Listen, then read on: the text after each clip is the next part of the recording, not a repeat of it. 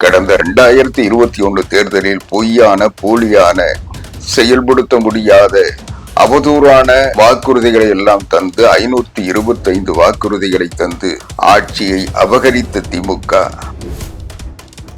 இன்றைக்கு பொம்மை முதலமைச்சர் ஸ்டாலின் தன்னுடைய ஆட்சி காலத்தை வீணடித்து இந்தியாவிலே அதிக கடன் பெற்ற மாநிலம் என்ற நிலையில் 5 கோடிக்கு மேல் இந்த 5 ஆண்டுகளில் கடன் பெற்று கடன்கார மாநிலமாக தமிழ்நாட்டை உருவாக்கி எந்தவித நலத்திட்டங்களையும் தமிழகத்திற்கு கொண்டு வராமல் எதையும் செய்ய வக்கற்றவராக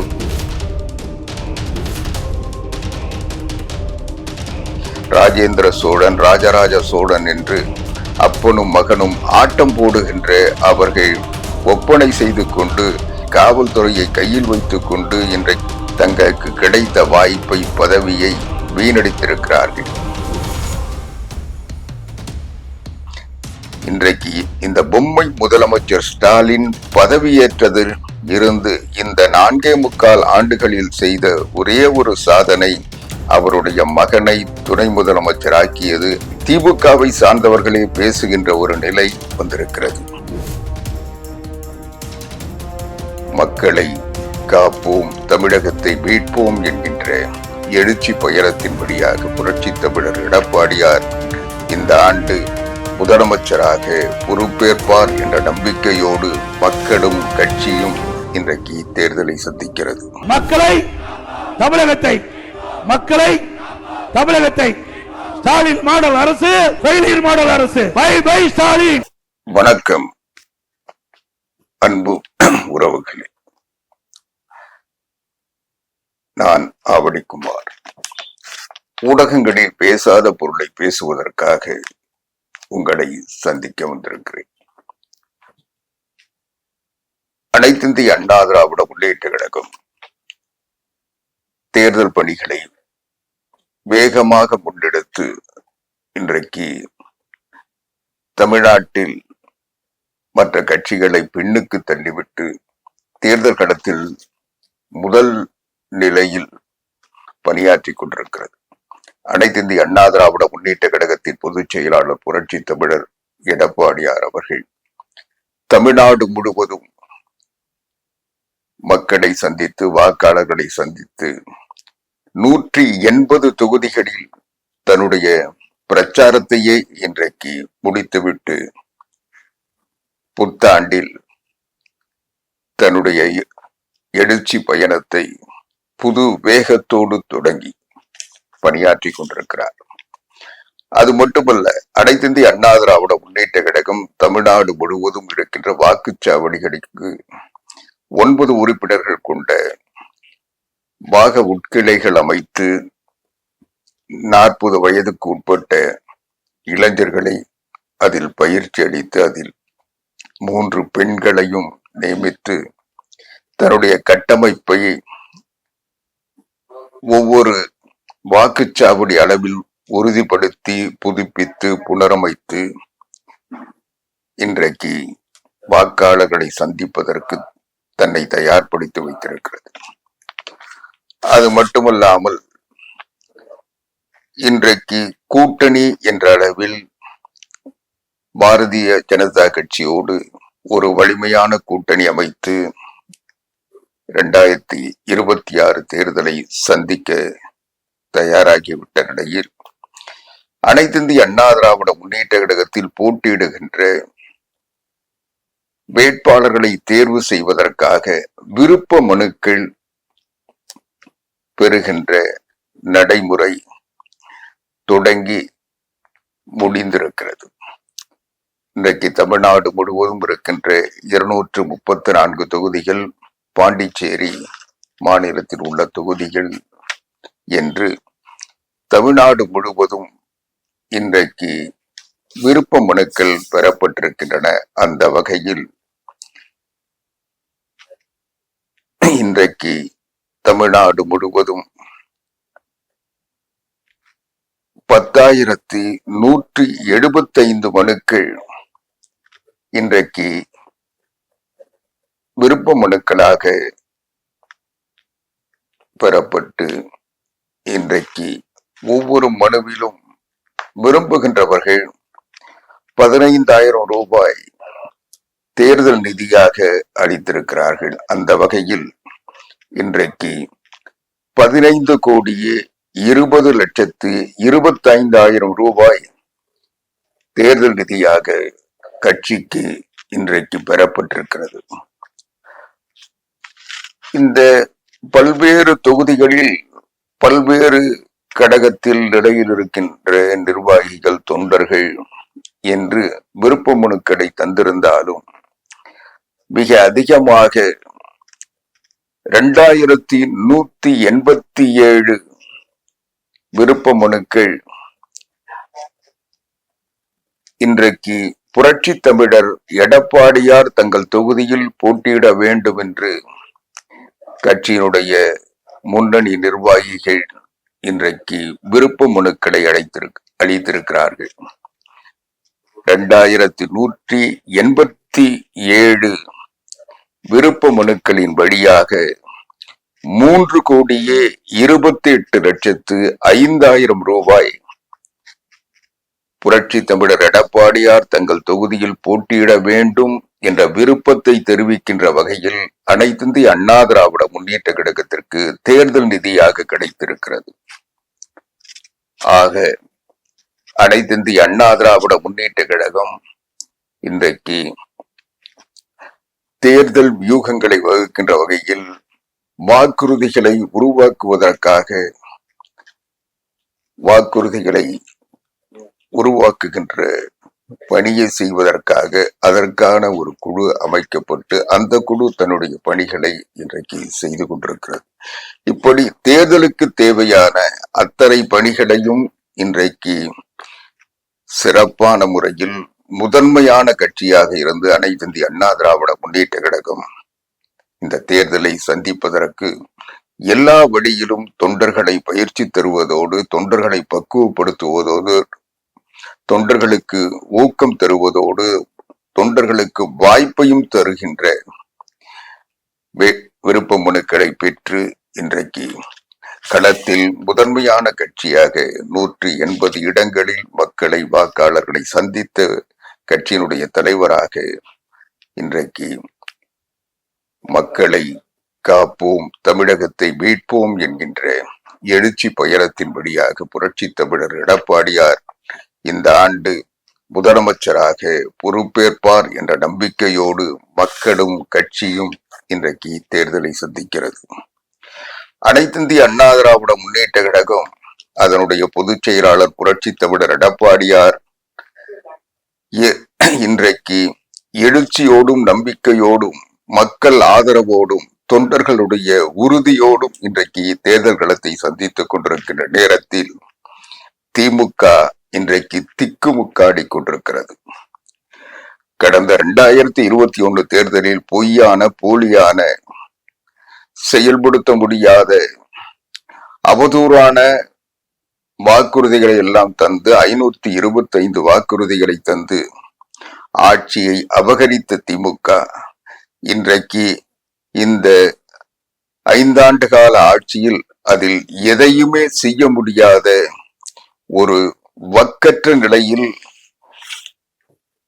ஸ்டிக்கர் ஓட்டுவதும், ஒப்பனை செய்து கொண்டு போட்டோ ஷூட் நடத்துவதுமாக இன்றைக்கு பொம்மை முதலமைச்சர் ஸ்டாலின் தன்னுடைய ஆட்சி காலத்தை வீணடித்து இந்தியாவிலே அதிக கடன் பெற்ற மாநிலம் என்ற நிலையில் இன்றைக்கு 5 கோடிக்கு மேல் இந்த 5 ஆண்டுகளில் கடன் பெற்று கடன்கார மாநிலமாக தமிழ்நாட்டை உருவாக்கி எந்தவித நலத்திட்டங்களையும் அடிப்படை வசதிகளையும் தமிழகத்திற்கு கொண்டு வராமல் எதையும் செய்ய வக்கற்றவராக வாய் சவடாலை மட்டும் வைத்துக் கொண்டு ராஜேந்திர சோழன், ராஜராஜ சோழன் என்று அப்பனும் மகனும் ஆட்டம் போடுகின்ற அவர்கள் ஒப்பனை செய்து கொண்டு இன்றைக்கு அவர்களுடைய அலங்கார அணிவகுப்பை மக்கள் ரசிக்கின்றார்கள் என்று நம்பிக்கொண்டு இன்றைக்கு காவல்துறையை கையில் வைத்துக் கொண்டு இன்றைக்கு ஆட்சி அதிகாரத்தை வைத்துக் கொண்டு இன்றைக்கு மக்கள் மீது இவர்கள் மன்னர் ஆட்சி முறை, வாரிசு முறையை திணிப்பதற்கு இன்றைக்கு இந்த 4.5 ஆண்டு காலத்தில் அவர்கள் தங்களுக்கு கிடைத்த வாய்ப்பை, பதவியை வீணடித்திருக்கிறார்கள். இன்றைக்கு இந்த பொம்மை முதலமைச்சர் ஸ்டாலின் பதவியேற்றதில் இருந்து இந்த 4.25 ஆண்டுகளில் செய்த ஒரே ஒரு சாதனை அவருடைய மகனை துணை முதலமைச்சராக்கியது, அவரை கட்சியினுடைய அதிகார மையமாக உருவாக்கியது என்பதுதான் என்று இன்றைக்கு திமுகவை சார்ந்தவர்களே பேசுகின்ற ஒரு நிலை வந்திருக்கிறது. திமுக பலகீனமான நிலையில் திமுக இந்த தேர்தலை எதிர்கொள்வதற்கு திராணியற்ற நிலையில் இருப்பதால் இந்த கூட்டணியை நம்பி இன்றைக்கு திமுக தேர்தலை சந்திக்க இன்றைக்கு முயற்சி செய்து கொண்டிருக்கிறது. ஏற்கனவே முதலமைச்சராக இருக்கின்ற ஸ்டாலின் சொன்னதை போல திமுக பலமாக இல்லை, கூட்டணி கட்சிகளுடைய பலத்தில் நாங்கள் தொடர்ந்து வெற்றி பெற்று வருகிறோம் என்று சொல்லிக் கொண்டிருந்தார்கள். அப்படி கூட்டணி பலம் கூட கடந்த நாடாளுமன்ற தேர்தலில் அனைத்திந்திய அண்ணா திராவிட முன்னேற்ற கழக கூட்டணியும் பாரதிய ஜனதா கட்சியும் பிரிந்ததால் ஏற்பட்ட வெற்றியை ஏதோ இவர்கள் கூட்டணிக்கு கிடைத்த தொடர் வெற்றியாக கருதி கொண்டிருந்தது. இன்றைக்கு மீடியா மாஃபியாக்களை வைத்துக் கொண்டு பொய்யான, அவதூறான, இந்த கற்பனையான அவர்களுடைய வியூக வகுப்பாளர்கள் வகுத்து தந்தது செய்திகளை விளம்பரமாக தெரிவித்து இன்றைக்கு ஸ்டிக்கர் ஒட்டி கொண்டிருந்தார்கள். ஆனால் தேர்தல் களத்தில் இந்த ஸ்டிக்கர் வேலை செய்யாது என்பதை இன்றைக்கு உணர்ந்து கொண்டிருக்கிறார்கள். இன்றைக்கு கூட்டணி கட்சிகள் அவர்கள் தங்களுடைய இருப்பை வெளிப்படுத்த அதிக இடம் கேட்டு இன்றைக்கு திமுகவுக்கு நெருக்குதல் தர ஆரம்பித்திருக்கிறார்கள். 5 ஆண்டுகள் திமுகவின் ஆட்சியை அண்டி பிடித்த கூட்டணி கட்சிகள் இவர்களுடைய கொள்கைகளை, லட்சியங்களை, நோக்கங்களை மறந்தவர்களாக திமுகவுக்கு வால் பிடிப்பதையும் கூஜா தூக்குவதையும், அவர்களுக்கு கொத்தடிமைகளாக தங்களுடைய கட்சி தொண்டர்களை அடகு வைப்பதிலும் ஆர்வம் காட்டிய கூட்டணி கட்சிகள் இப்பொழுதுதான் தேர்தலை சந்திப்பதற்கு தேவையான நேரம் வந்துவிட்ட நிலையில் அவர்களுடைய மாய்மாலங்கள் இனி எடுபடாது என்பதால் இன்றைக்கு தேர்தல் நேரத்தில் திமுகவிடம் அதிக சீட்டுகளை கேட்டு நெருக்குதல் தர ஆரம்பித்திருக்கின்றன. காங்கிரஸ் கட்சி இன்றைக்கு 60 இடம் வேண்டும், 40 இடம் வேண்டும் என்று அந்த கட்சியிலே கூக்குரல் எழும்பியிருக்கிறது. காங்கிரஸ் கட்சியினுடைய ராகுல் காந்திக்கு மிக நெருக்கமான, தேசிய அளவில் காங்கிரஸ் கட்சிக்கின் வடிவமைப்பாளராக இருக்கின்ற பிரவீன் சக்கரவர்த்தி அவர்கள் இந்த ஆட்சி ஒரு மோசமான ஆட்சியாக இருக்கிறது, உத்தரப்பிரதேசத்தை பின்னுக்கு தள்ளிவிட்டு தமிழ்நாடு இன்றைக்கு வளர்ச்சி திட்டங்களை செயல்படுத்துவதில் மோசமான நிலையை அடைந்திருக்கிறது, இன்றைக்கு தமிழ்நாட்டை விட உத்தரப்பிரதேசம் வளர்ச்சி பாதையில் வேகமாக முன்னேறி கொண்டிருக்கிறது, தமிழ்நாடு பின்னடைவு சந்தித்து வருகிறது என்றெல்லாம் அவர் ஆதாரங்களோடு செய்திகளை வெளியிட்டுக் கொண்டிருக்கிற நிலைமையும், இன்றைக்கு திமுகவிடம் ஆட்சி உரிமையில் பங்கு கேட்போம் என்ற அதிகார தோரணையும் இன்றைக்கு காங்கிரஸ் கட்சியிடம் மிகுந்திருக்கிறது.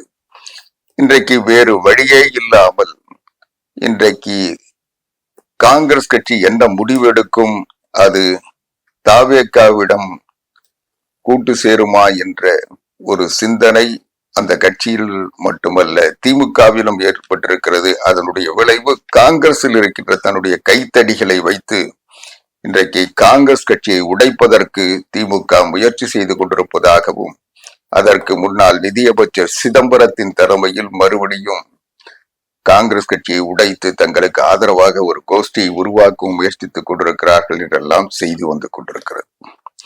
இது ஒருபுறம் என்றால், திமுக இன்றைக்கு அவர்கள் கூட்டணி கட்சிகளை ஏமாற்றுவதற்காக எப்படி மக்களிடம் 525 வாக்குறுதிகளை தந்து மக்களை ஏமாற்றி கொண்டிருக்கிறார்களோ அதை போல கூட்டணி கட்சிகளையும் ஏமாற்ற ஆரம்பித்திருக்கிறார்கள்.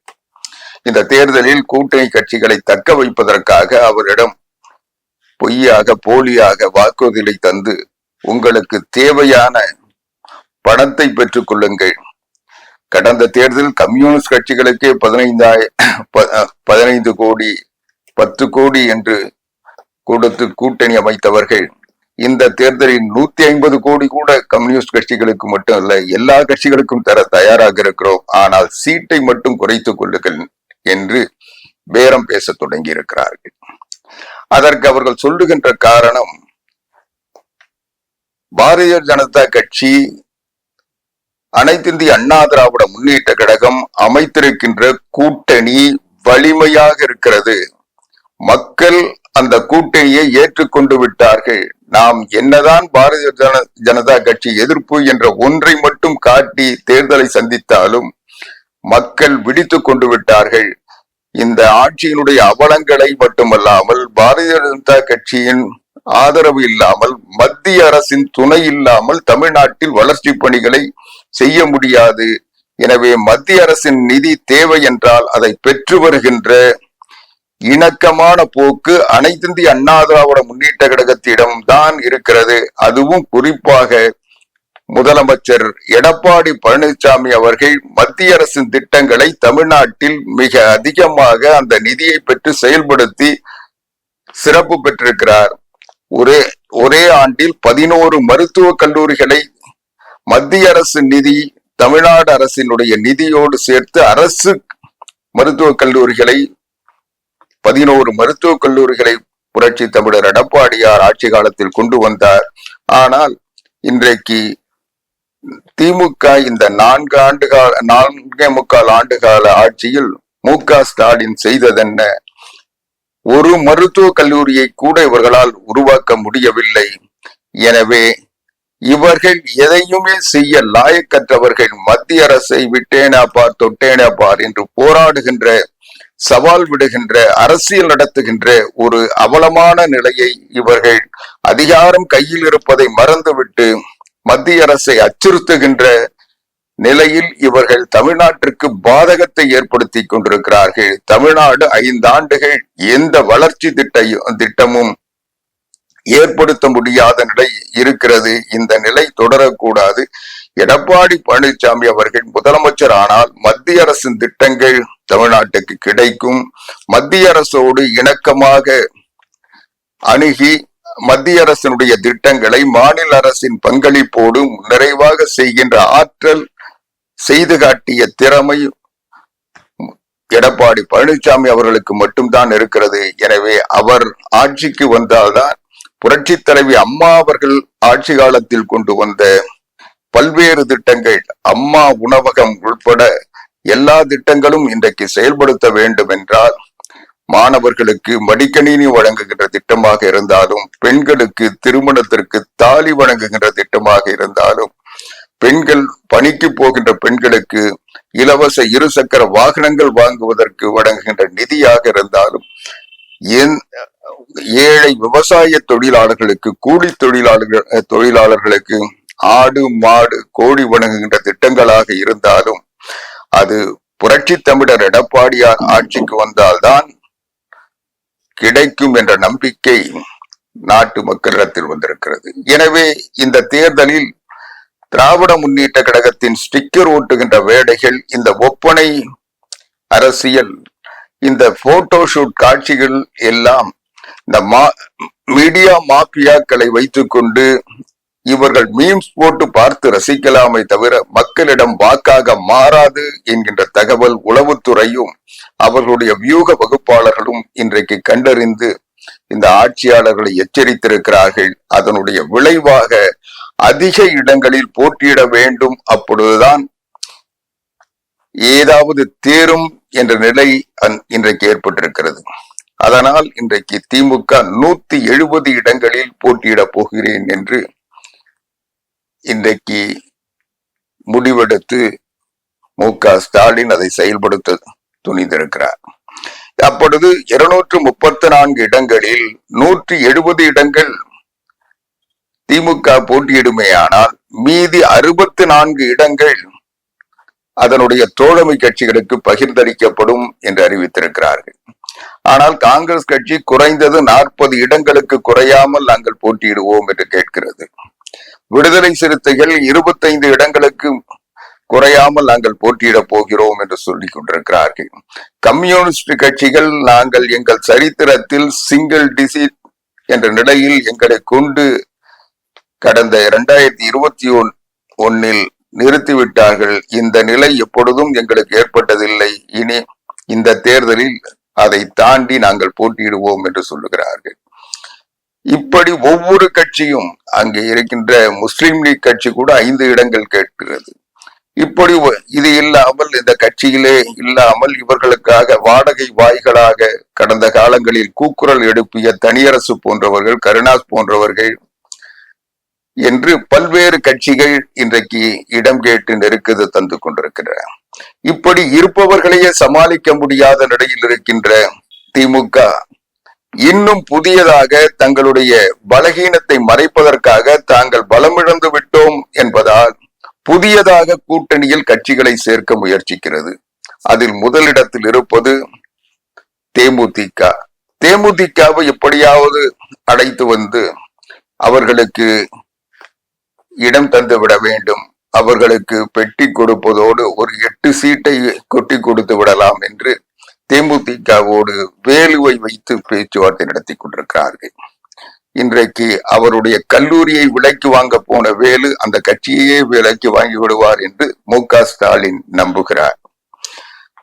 இதுதான் தேமுதிக கூட்டணியில் சேர்த்தால் வெற்றி பெற்று விட முடியுமா என்ற நம்பிக்கை அவர்களுக்கு போதுமானதாக இல்லை. அது போதாது.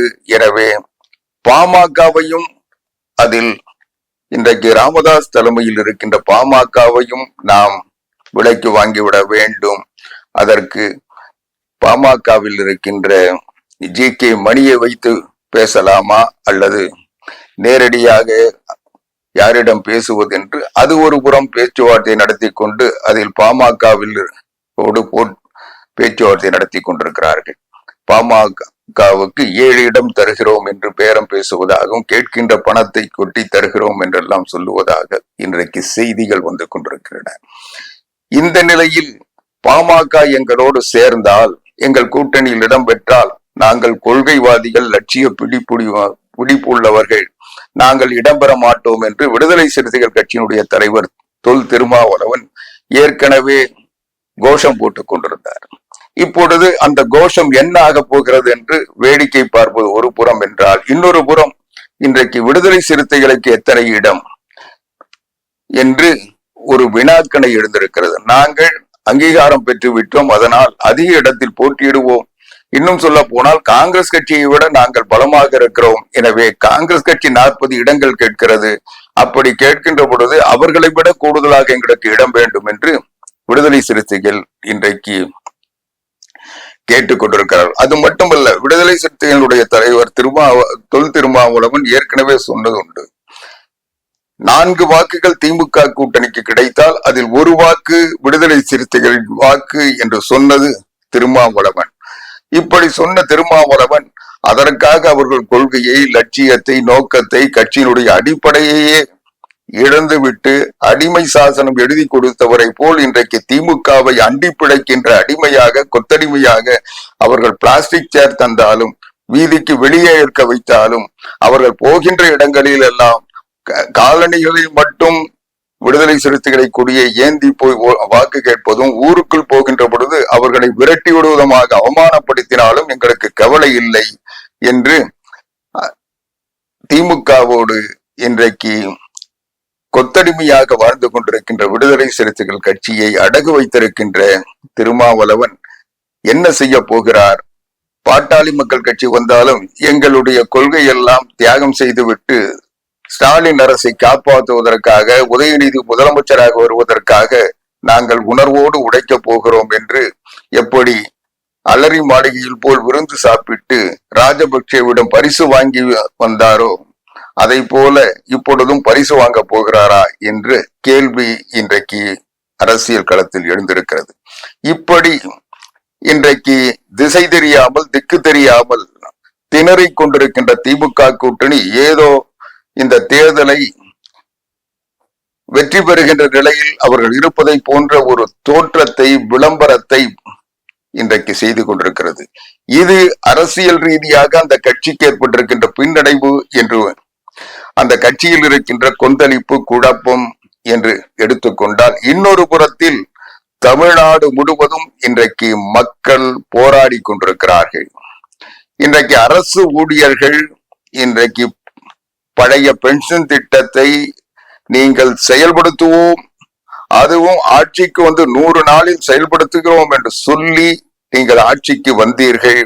உங்களுடைய கோரிக்கை என்னுடைய கோரிக்கை என்று எங்களுடைய ஆர்ப்பாட்டத்தில் அறிவிப்பு செய்தீர்கள். இப்பொழுது அதை ஏன் செய்யவில்லை என்று கேட்டு இன்றைக்கு அரசு ஊழியர்கள், ஆசிரியர்கள் மாநிலம் தழுவிய போராட்டத்தை நோக்கி அவர்கள் நகர்ந்து கொண்டிருக்கிறார்கள்.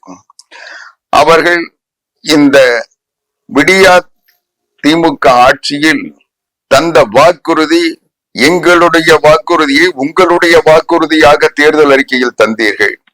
நீங்கள் சொன்ன வாக்குறுதியை ஏன் நிறைவேற்றவில்லை? எப்பொழுது நிறைவேற்றப் போகிறீர்கள்? இன்னும் 2 மாதத்தில் உங்கள் பதவி பறிபோக போகிறது. அதற்குள் எங்களை சொன்ன வாக்குறுதியை நிறைவேற்றுங்கள் என்று அவர்கள் களத்துக்கு வந்திருக்கிறார்கள். இன்னொரு புறத்தில் தூய்மை பணியாளர்கள், துப்புரவு பணியாளர்கள் அவர்கள் தொடர்ந்து போராட்டம் நடத்தி கொண்டிருக்கிறார்கள். நாங்கள் ஆட்சிக்கு வந்தால் ஒப்பந்த பணியில் இருக்கின்ற தூய்மை பணியாளர்களை எல்லாம் அரசு ஊழியர்களாக மாற்றுகிறோம் என்று தேர்தல் வாக்குறுதியில் நீங்கள் உங்களுடைய தேர்தல் வாக்குறுதியாக வெளியிட்டீர்கள். எங்களுடைய போராட்டங்களில் கலந்து கொண்டு வாக்குறுதி தந்தீர்கள். அந்த வாக்குறுதி என்ன ஆனது? ஏன் இன்றைக்கு ஒப்பந்த முறையில் இன்றைக்கு சென்னை மாநகராட்சியில் துப்புரவு பணியை தந்துவிட்டு எங்களை விரட்டி அடிக்கிறீர்கள், எங்களை போராட அனுமதிக்க மறுக்கிறீர்கள், போராடுகின்ற பெண்களை ஈவு இரக்கம் இல்லாமல் கொடுமைப்படுத்துகிறீர்கள், காவல்துறையை வைத்து அடக்குமுறையை ஏவுகிறீர்கள், இன்றைக்கு போராடுகின்ற உரிமையை கூட தர மறுக்கிறீர்கள் என்று துப்புரவு பணியாளர்கள் ஒரு பக்கம் போராடுகிறார்கள். இன்னொரு பக்கத்தில் அரசு இடைநிலை ஆசிரியர்கள் சம ஊதியம், சம வேலைக்கு சம ஊதியம் என்று அறிவித்தீர்கள். அதை ஏன் செயல்படுத்தவில்லை என்று இன்றைக்கு 7வது நாளாக அவர்கள் போராடுகிறார்கள். அவர்கள் போராடுவதற்கு உரிய அனுமதி தர மறுப்பதோடு அவர்கள் போராட வருகின்றவர்களை பேருந்து நிலையத்திலே கைது செய்கின்ற ஒரு கொடுமையான செயலை தொடர்ந்து இந்த அரசு செய்து கொண்டிருப்பதால் அவர்கள் எப்பொழுது போராடுகிறோம், எங்கு போராடுகிறோம் என்பதை கூட தெரிவிக்காமல் நாள்தோறும் நாடோடிகளை போல் அவர்கள் போராட்ட இடங்களை, களங்களை மாற்றி கொண்டிருக்கிறார்கள். அறிவாலயத்தில் போராடுவது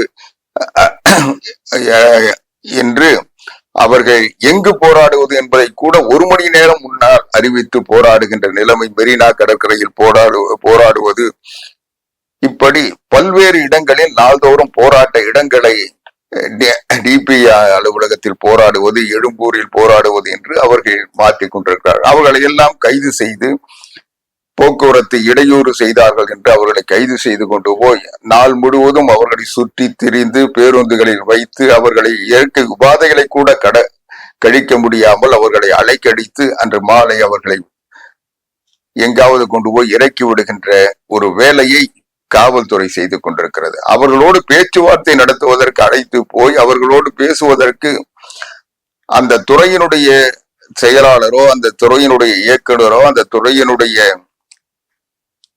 அலுவலரோ இல்லாமல் காவல்துறையை வைத்து அவர்களுடன் பேச்சுவார்த்தை நடத்துகிறார்கள். அமைச்சர்களுக்கு தான் பேசுகின்ற அருகதை இல்லை, ஆர்வம் இல்லை, அக்கறை இல்லை.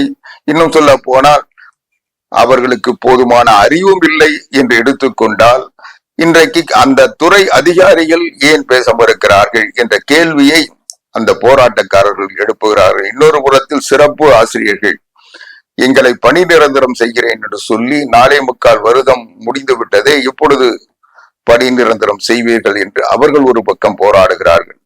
இப்படி ஒவ்வொரு தரப்பும் இன்றைக்கு செவிலியர்கள் இன்றைக்கு கொரோனா காலத்தில் பணியாற்றினோம், எங்களுடைய ஒப்பந்த பணி முடிந்தவுடன் அரசு பணி தருகிறோம் என்று சொன்னார்கள், ஏன் தரவில்லை? நீங்கள் வாக்குறுதியாக எங்கள் ஆர்ப்பாட்டத்திலே கலந்து கொண்டு வாக்குறுதி வைத்தீர்கள். இதே ஸ்டாலின் எந்த வாயில் சொன்னார்? அவர் இப்பொழுது எங்கே போனார்? அவரை இங்கே வர சொல்லுங்கள் என்று அந்த செவிலியர்கள் கதறுகின்ற காட்சி இன்றைக்கு சமூக ஊடகங்களில் நாம் பார்த்து கொண்டிருக்கிறோம். இப்படிப்பட்ட நிலையில்தான் இன்றைக்கு இந்த செவிலியர்கள் கொரோனா காலத்தில் மிக கடுமையாக மக்கள் வெளியே வர முடியாத நிலையில் காற்றில் பரவி கொண்டிருந்த அந்த தொற்று நோய் எப்பொழுது யாரை தாக்கும், எப்படி தாக்கும் என்பதை ஒரு தெரியாத நிலையில் ஒரு பாதுகாப்பற்ற அச்சமூட்டுகின்ற ஒரு கொடுமையான காலகட்டத்தில் அந்த செவிலியர்கள் எதையும் தங்கள் உயிரை பொருட்படுத்தாமல் அவர்கள் அந்த சுகாதார பணியில் மேற்கொண்டு பல உயிர்களை காப்பாற்றினார்கள். பல மக்கள் பயப்படுகின்ற அச்சத்தை போக்குகின்ற அந்த நிலையை ஏற்படுத்தினார்கள். அப்படி உயிரை பணயம் வைத்து போராடிய அவர்களை அனைத்து இந்திய அண்ணா திராவிட முன்னேற்ற கழகம் ஆட்சி பொறுப்பை ஏற்றவுடன் 2026 ஆட்சிக்கு வந்தவுடன் அவர்களை பணி நிரந்தரம் செய்வோம் என்று இன்றைக்கு அனைத்து இந்திய அண்ணா திராவிட முன்னேற்ற கழகத்தின் பொதுச் செயலாளர் புரட்சி தமிழர் எடப்பாடியார் அவர்கள் அறிவித்திருப்பது அந்த போராட்டக்காரர்களுக்கு ஒரு ஆறுதலை தந்திருக்கிறது. இன்றைக்கு அவர்களுடைய போராட்டம் இன்றைக்கு வெற்றி பெற்றது என்ற நிலையில் அனைத்து இந்திய அண்ணா திராவிட முன்னேற்ற கழக ஆட்சி அமைந்தவுடன் அவர்கள் அரசு பணியாளர்களாக பணி நிரந்தரம் செய்யப்படுவார்கள் என்ற அறிவிப்பு. இன்னொரு பக்கம் தேர்தல் ஆணையம் இந்த வாக்காளர்கள் சீரமைப்பு என்று வாக்காளர்கள் SIR நடத்தி இன்றைக்கு ஏறத்தாழ திராவிட முன்னேற்ற கழகத்தின் திருட்டு ஓட்டு போட்டு கள்ள ஓட்டுக்களை வைத்துக் கொண்டு வெற்றி பெற்று விடலாம் என்று கருதி கொண்டிருந்த திமுகவுக்கு மரணடி கொடுக்கின்ற வகையில் இன்றைக்கு ஏறத்தாழ 90 லட்சத்திற்கு மேற்பட்ட வாக்குகள் இன்றைக்கு போலி வாக்குகள், இல்லாத வாக்குகள், இடம்பெயர்ந்த வாக்குகள் என்று இறந்தவர்களுடைய வாக்குகள் என்று கண்டறியப்பட்டு அது நீக்கப்பட்டிருக்கிறது. இன்னும் சொல்ல போனால் முதலமைச்சர் ஸ்டாலின் அவர் வெற்றி பெற்ற கொளத்தூரிலேயே இன்றைக்கு 90,000 வாக்குகள் நீக்கப்பட்டிருக்கிறது. அது மட்டுமல்ல, இந்தியாவினுடைய நிதியமைச்சர் நிர்மலா சீதாராமன் மிக தெளிவாக சொன்னார், ஸ்டாலின் திருட்டு ஓட்டு போட்டு ஜெயித்திருக்கிறார், அங்கே திருட்டு ஓட்டுகள் இருக்கிறது, இந்த கள்ள ஓட்டுகளால் தான் நீங்கள் வெற்றி பெற்றீர்களா சொல்லுங்க ஸ்டாலின் என்று சொல்லி அவர் கேட்டு 3 மாதங்கள் ஆகிறது.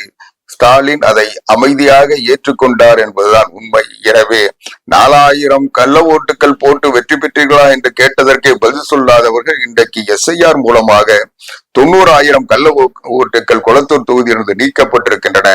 இன்றைக்கு அவர்கள் பதறுகிறார்கள். இனி திருட்டு ஓட்டு போட்டு, அதுவும் குறிப்பாக சென்னையை திருட்டு ஓட்டு போடுவதை இன்னைக்கு திமுக கைவந்த கலையாக செய்து கொண்டிருக்கிறது. அதனுடைய கடந்த காலங்களில் அதை செய்திருக்கிறது. அதற்கு உதாரணம் தான் சென்னை மாநகராட்சிக்கு நடைபெற்ற மாநகராட்சி மன்ற தேர்தலில் அன்றைக்கு இருந்த 100 வாக்குச்சாவடிகளில் வெற்றி பெற்றது செல்லாது என்று உயர்நீதிமன்றம் அறிவித்து மறுதேர்தலுக்கு உத்தரவிட்டது. 99 தொகுதிகளில் மறுதேர்தல் நடந்தது. இதைவிட கொடுமை, அந்த தேர்தலில் போட்டியிட்ட 100 வேட்பாளர்களில் ஒருவராக போட்டியிட்ட இன்றைய அமைச்சர் மா சுப்பிரமணியம் கவுன்சிலராக தேர்ந்தெடுக்கப்பட்டு அந்த கவுன்சிலர்கள் எல்லாம் சேர்ந்து மேயராக அவரை தேர்ந்தெடுத்து விட்டார்கள். ஆனால் உயர்நீதிமன்றம் மா சுப்பிரமணியம் கவுன்சிலராக தேர்ந்தெடுக்கப்பட்டதே செல்லாது என்று அறிவித்தது. அதற்கு பிறகு மறு தேர்தலில் அவர் போட்டியிட்டு வெற்றி பெறுகின்ற நிலை வந்தது. எனவே ஒரு தேர்தலை இவர்கள் திருட்டு ஓட்டின் மூலம் நடத்துவார்கள் என்பதற்கு சென்னை மாநகராட்சியில் அவர்கள் நடத்திய தேர்தல் சாட்சி. அந்த தேர்தலில் காலை 10-11 மணிக்கே எல்லா ஓட்டுகளையும் இவர்களாக போட்டு மூடிவிட்டார்கள். இப்படி தமிழ்நாடு முழுவதும் இந்த திருட்டு ஓட்டுக்களை வைத்துக் கொண்டு இறந்தவர்கள் எல்லாம் செத்தவர்கள் எல்லாம் வந்து வாக்குச்சாவடியில் வாக்களிக்கிறார்கள் என்ற ஒரு சரித்திரத்தை உருவாக்கி கொண்டிருந்த திமுகவினுடைய இந்த திருட்டு ஓட்டு கலாச்சாரத்தை முறியடிக்கின்ற வகையில் இன்றைக்கு வாக்காளர் சீரமைப்பின் வழியாக இன்றைக்கு தேர்தல் ஆணையம் தடுத்து விட்டது.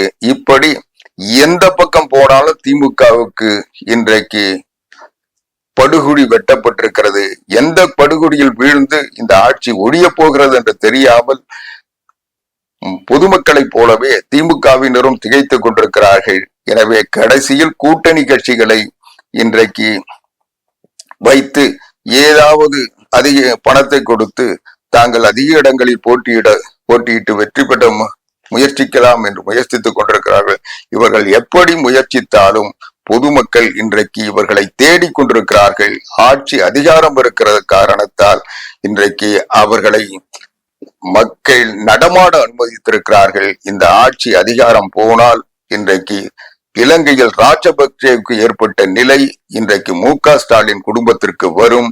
அந்த நிலையை வருங்காலம் உருவாக்கும். இவர்கள் அடித்து வைத்திருக்கின்ற கொள்ளைகள் இந்த நாட்டு மக்களை வஞ்சித்து அவர்களுடைய வரி பணத்தில் இன்றைக்கு மக்களுக்கு தேவையானதை செய்யாமல் மின்கட்டண உயர்வு, சொத்து வரி உயர்வு, குப்பை வரி உயர்வு என்று எல்லா வகையிலும் வரி உயர்வை செய்துவிட்டு சொன்ன எதையுமே செய்யாமல் எல்லாவற்றையும் செய்துவிட்டோம், இதுதான் திராவிட மாடல் ஆட்சி, இந்தியாவிலே சிறந்த ஆட்சி என்று ஸ்டிக்கர் ஒட்டுகின்ற இந்த ஸ்டாலின் ஆட்சியை தூக்கி எறிந்து தமிழ்நாட்டின் மக்களுக்காக பல்வேறு திட்டங்களை தமிழ்நாட்டில் அறிமுகப்படுத்தி மக்களுக்காக உழைத்த ஒரு ஏழை விவசாயியாக, விவசாயிகளுடைய அடிப்படை தேவைகளை அறிந்தவராக, இந்த நாட்டில் இருக்கின்ற அனைத்து மக்களுக்கும் பாதுகாவலராக விளங்குகின்ற அனைத்து இந்திய அண்ணா திராவிட முன்னேற்ற கழக பொதுச் செயலாளர் புரட்சி தமிழர் எடப்பாடியார் இந்த ஆண்டில் முதலமைச்சராக முடிசூடுகின்ற நாள் வெகு தொலைவில் இல்லை. அதை நோக்கி அனைத்து இந்திய அண்ணா திராவிட முன்னேற்ற கழகம் தன்னுடைய பணியை மேற்கொண்டிருக்கிறது. விரைவில் வெற்றி செய்தி வரும் என்ற நம்பிக்கையோடு விடைபெறுகின்றேன். நன்றி, வணக்கம்.